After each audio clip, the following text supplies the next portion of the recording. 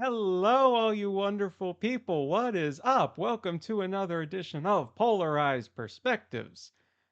Post inauguration, there are three very important topics that have come up as of recent.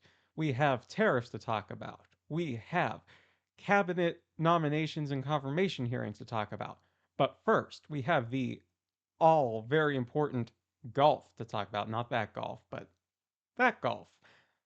That is right. President Trump has decided to rename the Gulf of Mexico as the Gulf of America. Now, what does this mean for us? Realistically, it doesn't really mean much, as of right now at least. If you have Google Maps, for example, or Waze, or other similar types of mapping apps, they will still show it as the Gulf of Mexico right now. And so that type of thing takes time for these mapping places to change something, especially an important name like that, from the Gulf of Mexico to the Gulf of America. So as of right now, nothing concrete has really happened with that. Nothing has really changed. And if you're wondering, is there any precedent for something like this? Where there is some type of name change or where one country is calling it one thing and another country is calling it something else, the answer is yes, there is a precedent. If you look at Turkey, for example, they have the city of Istanbul. However, if you go over to Greece, they will call it Constantinople. Two different names for the same city. Similar type of concept here. Here in the United States, you may refer to it as the Gulf of America. Certainly, Florida Governor Ron DeSantis has already done so if you have listened to some of his statements previously. Around the world, otherwise, many countries are still referring to it as the Gulf of Mexico. Some are calling it the Gulf of America. So fundamentally, nothing has really changed. And hopefully, I still have your attention to discuss cabinet hearings and confirmations. There were two people in particular that many thought had very challenging Senate hearings, at least from the very start. One being RFK Jr. for Health and Human Services, and the other being Tulsi Gabbard for Director of National Intelligence. Now, both of these are former Democrats who endorsed Donald Trump this time around for president. And so, realistically, both were thought to have very difficult hurdles to clear even before the Senate confirmation process started.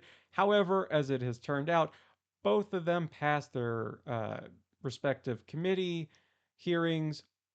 Those went by party lines, of course, and so now those confirmation hearings will head directly to the Senate floor, where it requires a simple majority in order to confirm them. Now, of course, this is what I discussed last time, where a simple majority is just required in order for them to advance to their cabinet position.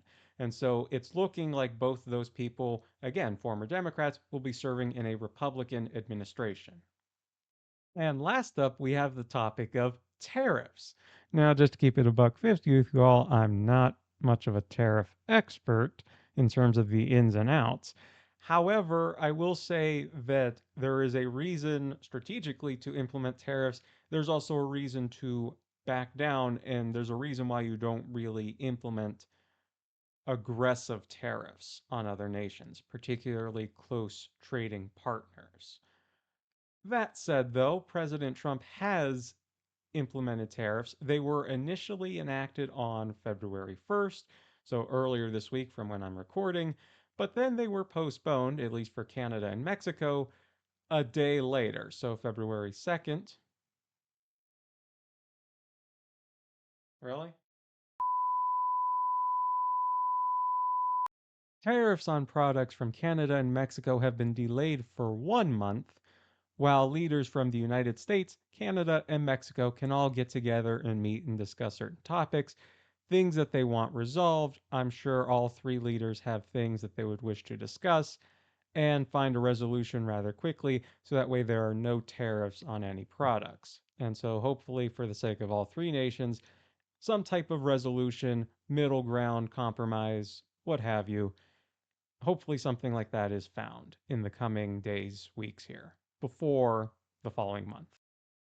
And in other recent news involving the United States and its foreign affairs policies, its relationships with other world leaders, other nations around the world, the US has decided to pull out of the Paris Climate Accord. That happened relatively early in the new administration.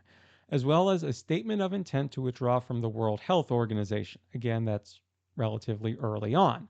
More recently, however, the US has also decided to pull out of the UN Human Rights Council. UN, of course, meaning United Nations.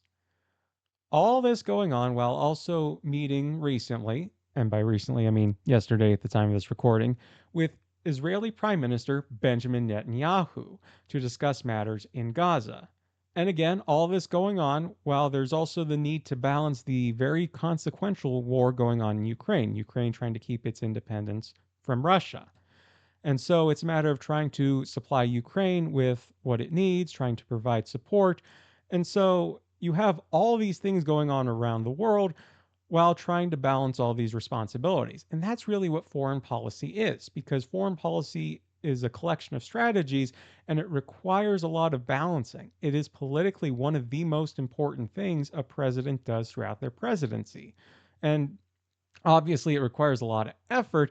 However, when you're on the campaign trail, when you're campaigning, when you're discussing during debates with other candidates, foreign policy doesn't receive a lot of attention because it's not as sexy a topic. as other topics, but it's still one of the most important things a president does. Hopefully, I kept you informed and entertained. My goal is to do both of those things. So, hopefully, I kept you informed and entertained.